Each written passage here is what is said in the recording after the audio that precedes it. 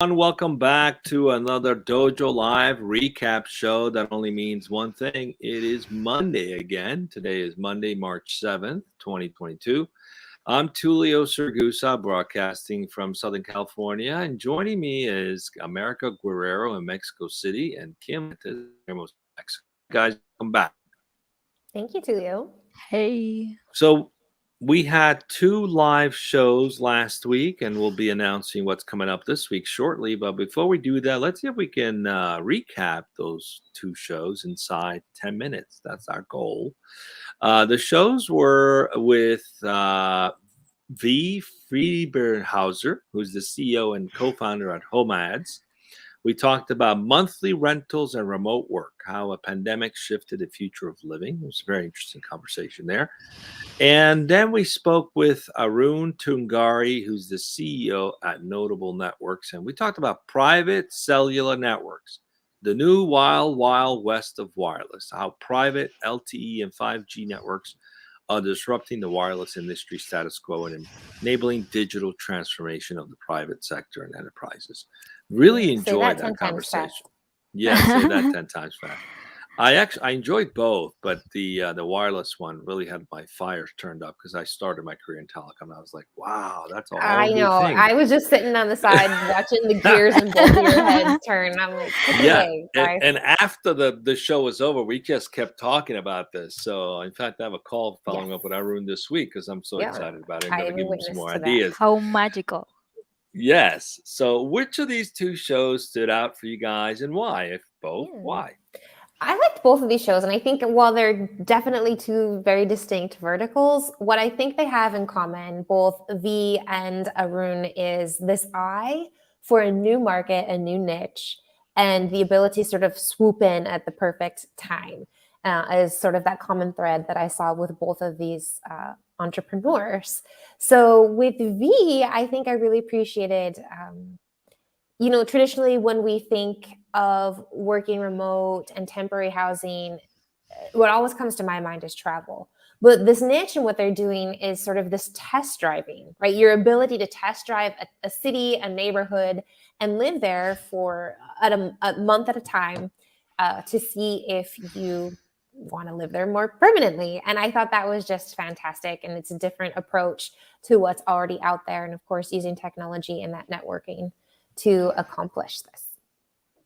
Yes, it was really interesting, the conversation with Aroon, creating private networks, right? I learned about OMs. Yes, about how the status quo in the wireless industry has been changing, his point of view.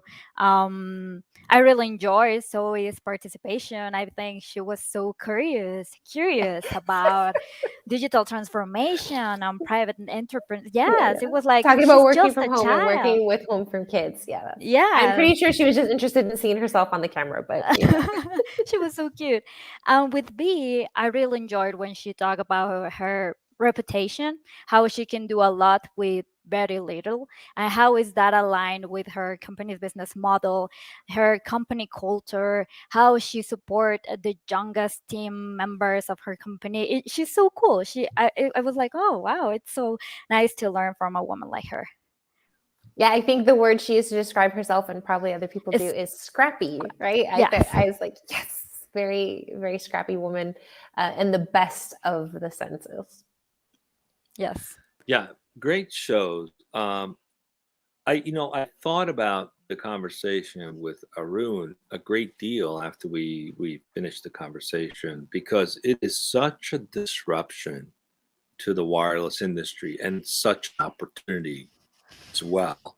You see, with perpetually connected devices, right? With the tracking that was available for a long time, you could understand consumers and target them from an advertiser's perspective a lot better. But in recent times, the privacy and the IP address can be secured, so you don't have that same capability you had even just a year ago. So how do you build that relationship with a particular consumer? And to be able to sponsor like a network, let's say a major brand, it could be a Walmart, Coca-Cola, it doesn't really matter. A major brand could sponsor a whole school district and provide services for free, for example. And Mhm. now you have a way to build a one-on-one relationship with consumers. This could be the new frontier of wireless technology. And it doesn't have to be a wireless company offering these capabilities. It can be literally a brand who wants to do regional type services because now you can buy regional spectrum. So I just looked at that. I was like, wow, this could be a really interesting disrupting to the advertising business and the wireless business for brands who want to get into that game and have literally own the relationship with a consumer. So I see a lot of Mhm. potential there. And then, of course, brilliant. I mean, imagine taking a new job in a new city, but you're not really sure whether that's the thing that's going to work out for you long term. And you sell your house and you move your family, and it's very disruptive to go through all that. Versus, I'm just going to go rent a place for 6 months and see how it goes, and then we can determine what we're going to do next, right? I mean, people have that flexibility to Brilliant. do that. Or people who just like to live on the road, they just want to explore different things. With remote working today, you don't have to be in a particular office or location.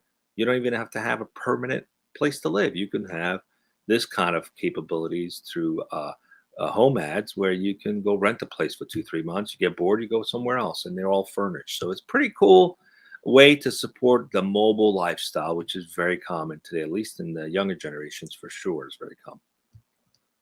What Of else course. came up for you guys?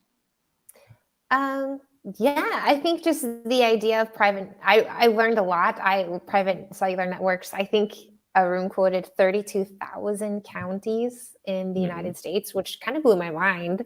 And with that, now, sure, it's like the big kind of monopolies, AT&T or whoever, who are taking over the largest of those, right? The metropolises. But it's now opening it up to smaller people in those smaller, less populated counties, making things much more affordable. And I thought, well, this is kind of cool because to me, I think it's one of those steps. Perhaps there's more marketing efforts, like you just talked about, Tulio, or money in that. But I think it's going to benefit the user as well, right? Because instead of just being this, fish in the ocean with these huge companies, I think the benefits of being connected through a smaller provider might have those advantages. And I just thought it's interesting. I like to see things become less and less of a monopoly.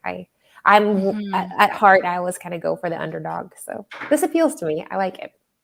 Yeah, Yes. I think it's great, and it's going to help even some underserved markets where the infrastructure hasn't caught up, or you don't have high speed, for example, into your home. You know, some people still have dial-up or DSL. They just don't have the fiber that's run out to rural areas. But with a 5G antenna, you basically get broadband speeds, and you can tether your laptop to that. Now you're connected like everybody else. So there's opportunities for this kind of thing that also will do a lot of good for some underserved markets. So we wish them a lot of success with that. There's definitely a lot of opportunities that can come from that. Not to mention all the applications in smart cities and things of that sort that are continuing to make investments in the infrastructure, rebuilding or remodernizing this country. All right, what do we got coming up for the rest of this week? We've got about a minute and 20 minutes left. Yep. We got two shows this week because Thursday is going to be our all hands, and both of this week's shows are at 12 o'clock Pacific. First will be on Tuesday the 8th, Embracing the Cloud. How can companies avoid inefficiencies and mistakes in the cloud to achieve better control? This is with Brian Price, CEO of Keon.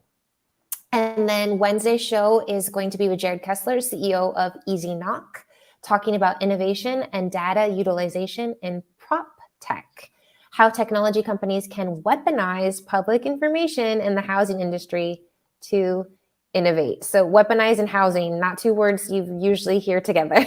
So it'll be interesting. All right, So well, yeah, come that's back. 12 o'clock Pacific. Come Dojo. back. See us on the show, dojo.live. That's the URL. That's simple. Ooh. Thanks, everyone. Have a good week, everybody.